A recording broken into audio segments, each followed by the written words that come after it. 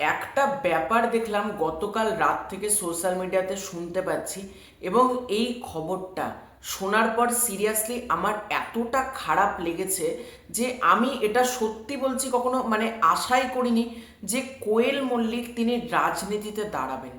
এটা সত্যিই খুব খারাপ লাগছে। তো আজকের এই ভিডিওতে পুরো ব্যাপারটাকে নিয়ে আলোচনা করব। তার আগে ছোট্ট অনুরোধ করব, তোমাদের যদি আমার মতামতটা ভালো লাগে লাইক করো, কমেন্ট করো, চ্যানেলে প্রথমবার হয়ে থাকলে চ্যানেলটাকে অতি অবশ্যই সাবস্ক্রাইব করে দাও। ইন্ডাস্ট্রিতে তিনটে নাম: জিদ্দা, বুম্বাদা এবং কোয়েল মল্লিক। এই তিনজনকে না কখনো পর্যন্ত এই তিনটে মানুষ রাজনীতিতে যাবে এটা আমি ভাবিনি কোনোদিন। রাজনীতি দেখো, এখন অনেকে বলতেই পারে আমি অন্য কোনো দলের সমর্থন করছি যেহেতু কোয়েল মল্লিক তৃণমূলে দাঁড়াচ্ছে। ব্যাপারটা সেটা না। আজকে যদি কোয়েল মল্লিক তৃণমূলের জায়গায় অন্য কোনো দলে দাঁড়াতো না, আমার খারাপ লাগাটা ঠিক এতটাই হতো। কারণ আমি নিজে ব্যক্তিগতভাবে রাজনীতি খুব একটা বুঝি না, রাজনীতির ব্যাপারটা আমার মাথাতে আসে না। তাই এবং আমি এটা খুব ভালো করে জানি কোনো পাবলিক ফিগারের রাজনৈতিক দলে কখনো দাঁড়ানো উচিত না। আজকে কোয়েল মল্লিক তৃণমূলে দাঁড়াচ্ছেন, আমি একটা এই ভিডিওর মধ্যে কথা বলবো কোয়েল মল্লিকের কি অভাব রয়েছে। আজকে কোয়েল মল্লিককে কেন রাজনীতিতে দাঁড়াতে হলো?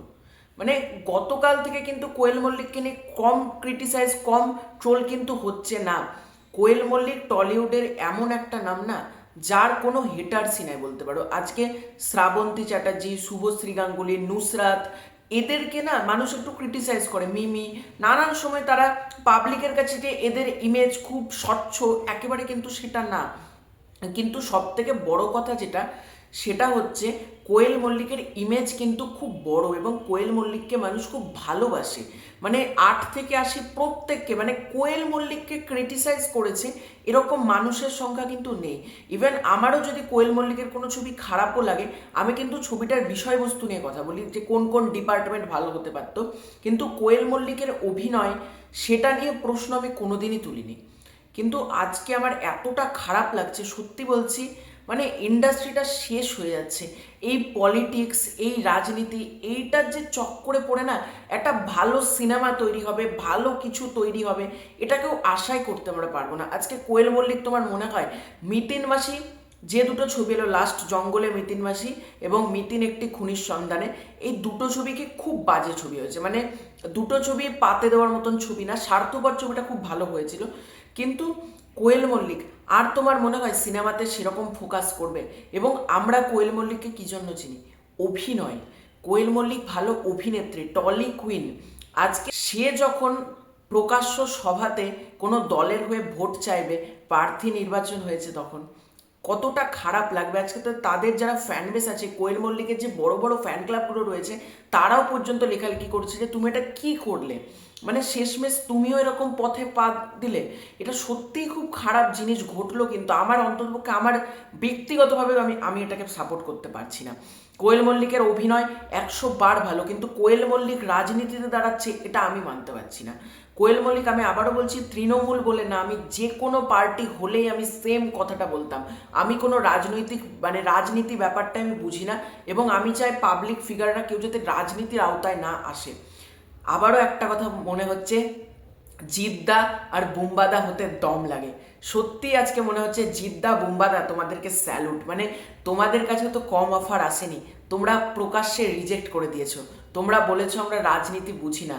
আজকে বুম্বাদা, আজকে তোমরা দেখতেই পাচ্ছ অনেক রাজনৈতিক সভাতে থাকে, কিন্তু প্রকাশ্যে কোনো দলের হয়ে কখনো ভোট চায় না, বা কোনো দলের প্রমোশনে আমরা কোনোদিন আজ পর্যন্ত বুম্বাদাকে পাইনি, জিদ্দাকে পাইনি। এই মানুষ দুটোকে সত্যিই কেনা কখনো সম্ভব না। এই মানুষ দুটোর নিজের মর্জিতে চলে। একটা কথা, হারা ধানের 10টি ছেলে রইল বাকি 2।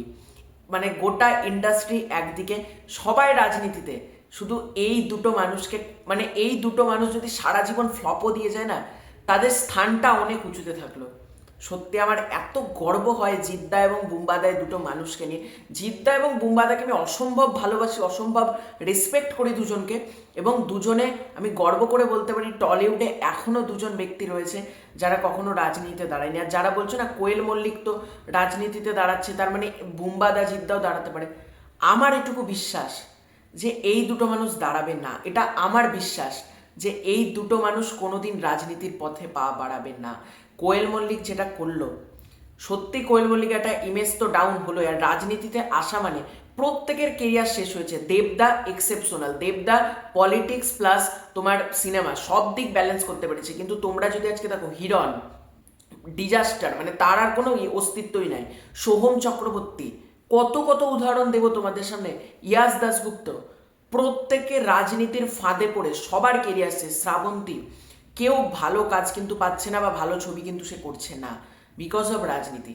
এই রাজনীতির মাঠ এমন একটা মাঠ না, এই মাঠে যে একবার ঢুকেছে তার এই মাঠ থেকে বেড়ানো খুব কষ্টকর, খুব কঠিন কঠিন এক দুনিয়া রাজনীতি কিন্তু। আর দেবদা এক্সেপশনাল, আমি আবারও বলছি, দেবদার ব্যাপারটা আমি এখানে আনবো না, দেবদা এক্সেপশনাল। কিন্তু কোয়েল মল্লিকের কোনো অভাব ছিল না, কিন্তু তার কি দরকার ছিল রাজনীতিতে দাঁড়ানো আমি এখনো বুঝতে পারছি না। সে কেন দাঁড়ালো রাজনীতিতে এটাও আমার মাথাতে আসছে না। এই কারণে কি অভিষেক ব্যানার্জি রঞ্জিত মল্লিকের বাড়ি গিয়েছিল, আর কোয়েল মল্লিকও কি সেই কারণেই রাজনীতিতে দাঁড়ালো, আমি বুঝতে পারছি না, সত্যি আমার মাথায় কিছু আসছে না। তবে এটা আমাকে খুব হার্ট করেছে, বিশ্বাস করো, আমি প্রচণ্ড হার্ট হয়েছি কোয়েল মল্লিক রাজনীতিতে দাঁড়ানোতে।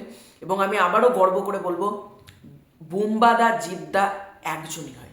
বুম্বাদা জিদ্দাকে কেনা কখনো সম্ভব না।